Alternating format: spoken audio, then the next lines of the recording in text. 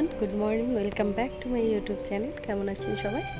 আজকে হলো রবিবারের সকাল, এখন বাজে সকাল 8টা।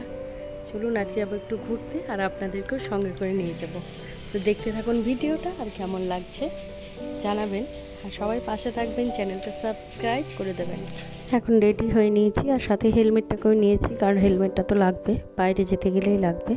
আর আজকে যেখানে যাচ্ছি সেটা হলো বিচন্দ্রপুর, আর যাব কলেশ্বরের শিব মন্দির। এই রাস্তাটা যেতে যেতে চারিদিকে আলুর জমি পড়ে, মানে চারিদিকটা সবুজ একদম, এত সুন্দর লাগছে দেখতে। আর সাথে বাঁধাকপি, ফুলকপি, বিভিন্ন ধরনের সবজি চাষ হয়েছে। তো এত ভালো লাগছে দেখতে রাস্তাটা, মনে হচ্ছে চোখটা শান্ত হয়ে গেল।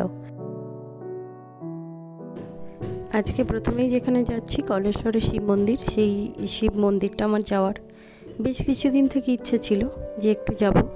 তবে সামনে শিবরাত্রি আসছে, শিবরাত্রির সময় তো প্রচুর ভিড় হয়, বিভিন্ন শিব মন্দিরেই ভিড় হয়। আজকে যেহেতু সকাল সকাল এসেছি, তাই খুব একটা ভিড় নেই এখন। তাই বাবা মহাদেবকে বেশ ভালো করে দর্শন হয়ে গেল। আর এখানে দেখলাম একটা ছোট ভোগ মন্দিরও আছে, মানে ভোগও খাওয়া যায় এখানে। আর সামনে আটচালে যেমন থাকে, সেদিন মনে হয় কোনো অনুষ্ঠান ছিল, এই জন্য দেখছি প্যান্ডেল হয়েছে। তবে খুব একটা ভিড় নেই, বেশ ভালোভাবে দর্শন হয়ে গেল। এরপর যাব আমরা বিচন্দ্রপুর, মানে বাঁকারায় যেখানে বলে যেটাকে।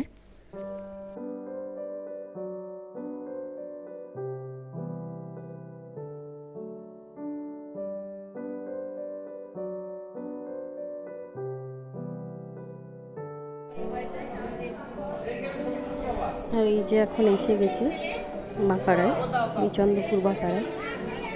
মানে শোনা যায় যে এখানে বাঁকারায় যেরকম মূর্তি আছে, সেই মূর্তি নাকি বৃন্দাবনে অবিকল এরকম ধরনের মূর্তি আছে।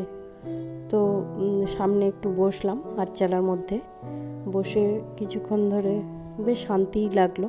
মন্দির বা যে কোনো ধর্মীয় জায়গাতে তো শান্তির জন্যই তো মানুষ, শান্তি খোঁজার জন্যই মানুষ যায়। তো এখানে অনেকক্ষণ ধরে বসলাম, আর এত সুন্দর ব্যবস্থা, হাত ধোয়ার জায়গা আছে, আবার এখানে ভোগও খাওয়া যায়।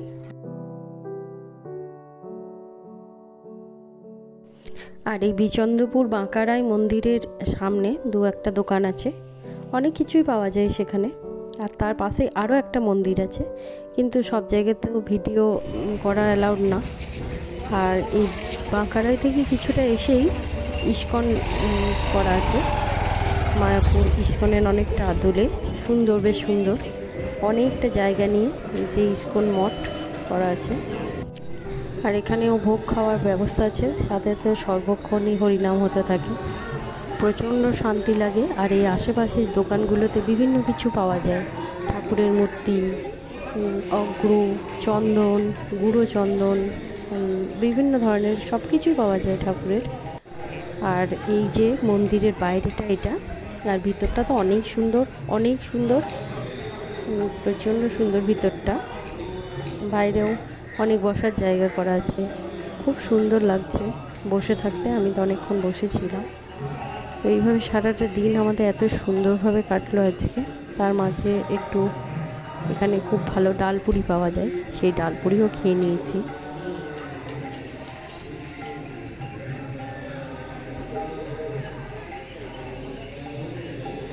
আর এই ইস্কন মঠটা ঢোকার সামনে রাস্তাটা যেটা, সেখানে দুই দিকে এত সুন্দর ফুল লাগানো আছে, প্রচুর ফুল লাগানো আছে।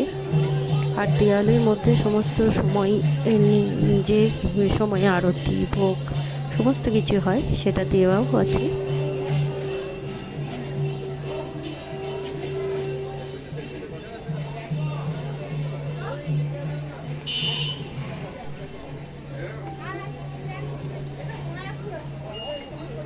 আর এই হলো এখানকার বিখ্যাত ডালপুরি। খেয়ে দিয়ে ভোগ টোগ খেয়ে বাড়ি চলে এসেছি। এখন বাজে বিকাল, মানে সন্ধেই হতে চললো। তো সবাই পাশে থাকবেন, আজ আসি, আবার দেখা হবে অন্য কোনো দিন অন্য কিছু নিয়ে। ততক্ষণ টাটা।